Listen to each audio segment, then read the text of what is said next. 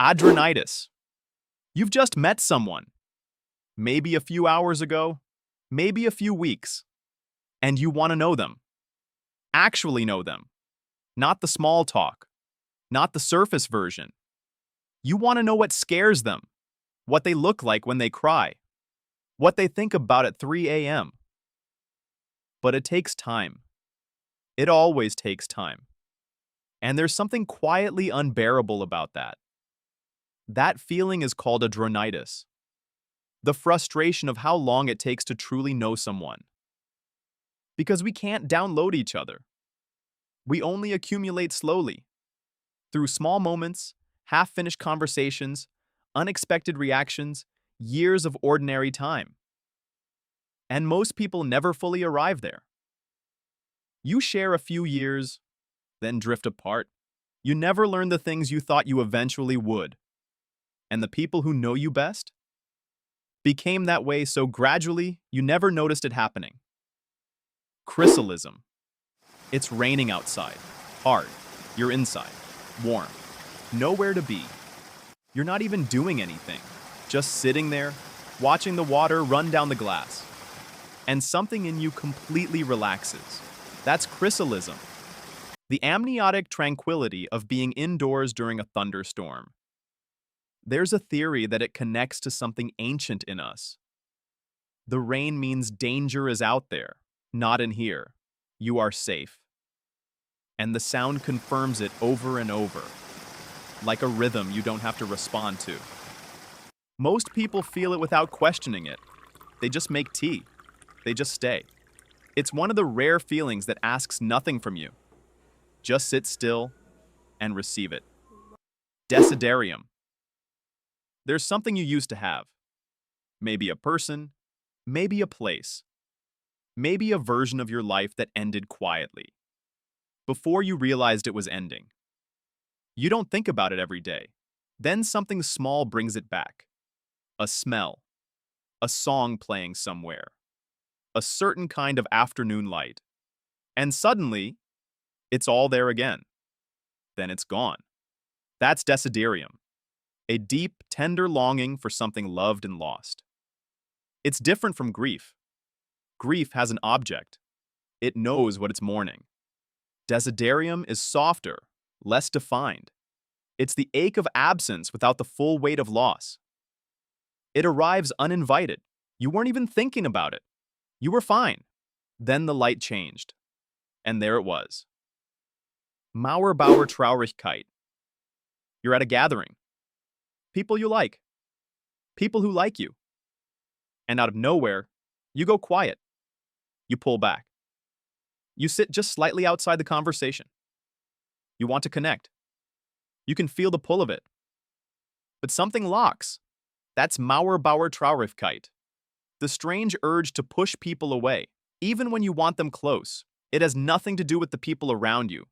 It's something internal, a wall that rises without your permission. Some researchers think it may be a protection mechanism that misfires. The same instinct that protects you from rejection sometimes activates when there's no threat at all. So you smile, you nod, but internally, you're behind glass, and you can't explain why. The hardest part is that the people you're pulling away from often don't even notice. And somehow, that makes it even lonelier. Jouska. You had a conversation 3 days ago. You're still having it. In your head, you said the thing you didn't say. You gave the perfect answer. You walked out differently. But it already happened. The version in your mind will never reach them. That's Jouska. A hypothetical conversation you compulsively replay, rewritten, rehearsed, replayed again. Your brain does this with difficult interactions. It keeps searching for the version that would have ended cleanly. The one where you weren't caught off guard. The one where you finally said what you meant. The problem is, it doesn't stop. You find the right words, then better ones. Then you start imagining what they would have said back. You know it changes nothing. You keep going anyway. Rückkehrunruhe. You just got back from somewhere. A trip, a summer, a period of your life that felt separate from everything else. And already, you're losing it. You can feel the detail softening.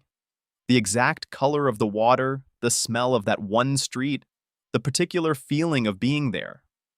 And the more you reach for it, the faster it slips away.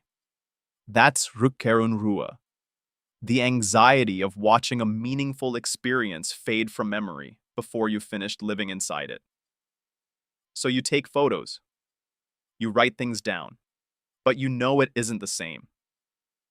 The camera captures the place, not what it felt like to stand there, because memory isn't a recording. It's a reconstruction, and every time you return to it, it changes slightly. So you keep reaching back, not to relive it, just to keep it near, a little longer. Énouement.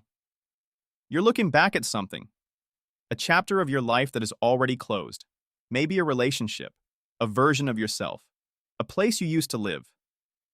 And you feel something that isn't quite grief and isn't quite relief. Because now, you know how it turned out. Back then, you didn't. And there's a strange sadness in that.